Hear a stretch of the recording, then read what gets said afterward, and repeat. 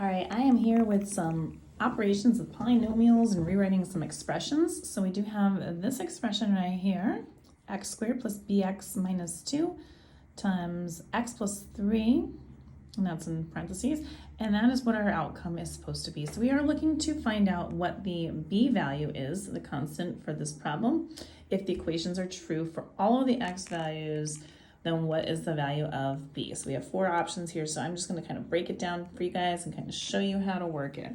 So this is the problem, x squared plus bx minus 2 times x plus 3, and this is what the outcome is supposed to be. So basically when I do multiplying, this is like kind of like foiling. Again, you can do this a couple of different ways. I just chose to do this foiling out because it takes a little bit of time here. Not much, but so basically what I do is you're multiplying the x squared times the 2 items in the other parentheses. X squared times the x squared times the 3x. So that is shown by the first 2 things here. So I just kind of wrote everything out. And then I did the same thing with the bx times the x, bx times the 3, and that's these 2 right here. And then the last set is negative 2 times the x and the negative 2 times the 3. So those are the last 2 right here. Now the reason why I have this kind of boxed around here is because these are the ones that are really important. X squared times x is just x to the 3rd power, following good old exponent rules. Down here, these are just 2 constant numbers, easy enough to multiply. The problem is in the center here, we have a bunch of these numbers, and they are really important that we follow through to get these 2 numbers, because the x squared and the x are the parts that are going to be worrisome for our b value.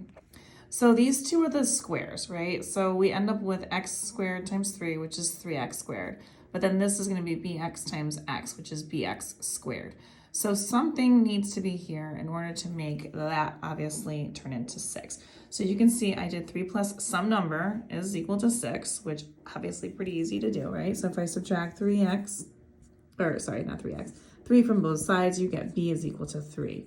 Now, that magic number's got to work for the second part of this, which is just the x's. So we have bx times 3, which would be 3bx, and then negative 2 times x, which is negative 2x.